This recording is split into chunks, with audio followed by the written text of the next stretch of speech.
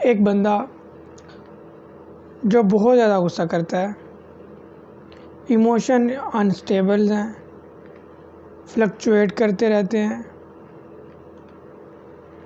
और chronic feelings of loneliness कि बहुत ज़्यादा शदीद उनको ऐसा महसूस होता है, तन्हाई अकेलापन महसूस होता है। और फिर ऐसी सूरत में जब वो किसी भी पर्सन के साथ दोस्ती करते हैं, रिलेशन में आते हैं, तो वो लिमिट्स क्रॉस करते हैं जो कि एक रिक्वायर्ड भी नहीं होती। बहुत ज़्यादा हद तक जो है वो अटैचमेंट शो करते हैं। वो इसलिए क्योंकि उनको लगता है कि जो अगला बंदा है ना वो उनको छोड़ जाएगा। तो इस डर की वजह से वो बहुत ज़्यादा अगले बंदे का करना शुरू कर देते हैं। तो जिसकी वजह से क्या होता है कि उनको उस तरह के जो वो एक्सपेक्ट कर रहे होते हैं उस तरह की फिर वो रिटर्न में चीज़ें नहीं मिलती। एंगर और इमोशनल अनस्टेबिलिटी और इस तरह के जो मामलात हैं वो होना शुरू हो जाते हैं। तो इस पर्सनैलिटी के हामिल लोगों को कहते हैं बॉर्डर लाइन पर्सनैलिटी। और ये जो प्रॉब्लम है इसको बोलते हैं disorder, border line personality disorder, BPD। अच्छा,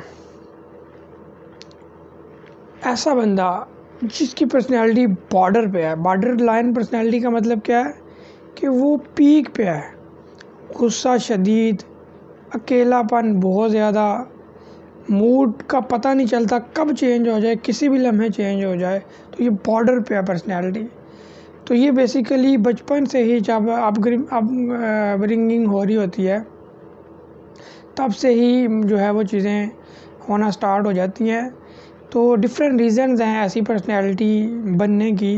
एक तो जेनेटिकली भी हो सकती है कि अगर पेरेंट्स के अंदर किसी को मसला है तो उसकी फैमिली में है तो बच्चे को भी हो सकता है, या फिर उस फैमिली के अंदर उनके पेरेंट के दरमियान बड़े कन्फ्लिक्ट रहे हों, बच्चे ने बचपन से ही अपने माँ बाप को लड़ते झगड़ते देखा हो, फैमिली में अंकल आंटी को लड़ते हुए झगड़ते देखा हो, बहुत ज़्यादा फैमिली प्रॉब्लम्स रही हों, कन्फ्लिक्ट रहे हों, तो बच्चा शुरू से वो चीज़ें देखता आ रहा है।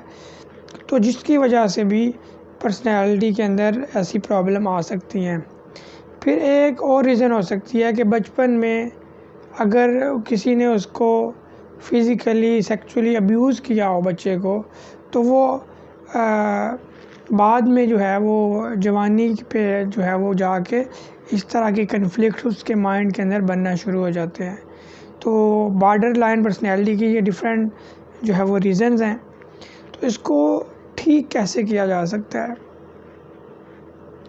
ओबियसली इसको ठीक करने के लिए आप मेडिसिन यूज़ कर सकते हैं, साइकेट्रिक मेडिसिन, साइकोथेरापीज़ यूज़ कर सकते हैं। और इसके अलावा जो मेन चीज़ है, अंडरस्टैंड करके रियलिटी को और चीज़ों को ठीक करके समझ के और उसको इम्प्लीमेंट करके प्रॉपर सेशंस के साथ। ऐसा नहीं है कि एक दफ़ा या 2 दफ़ा में आपने जो है वो सेशन लिया या फिर आपने किसी ने आपको समझाया कि ऐसे नहीं ऐसे होता है और वो बंदा ठीक हो गया। बेसिकली इनके पूरे लाइफ स्पैन के अंदर जो जो प्रॉब्लम्स हैं उनको एक्सप्लोर करना होता है, डिग आउट करना होता है। और डिग आउट करने के बाद सारी चीज़ें जब हमारे सामने आती हैं उसके बाद फिर 1 बाय 1 हर चीज़ को रिज़ॉल्व करना होता है साइकोथेरापीज़ के ज़रिए से।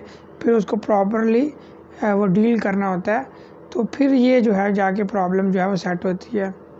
तो फिर भी अगर किसी को ऐसा कोई मसला आ रहा हो तो वो कमेंट में जो है वो लिख सकता है, तो उसका जो है वो रिप्लाई कर दिया जाएगा। जज़ाकल्लाह, अस्सलाम वालेकुम, अल्लाह हाफ़िज़।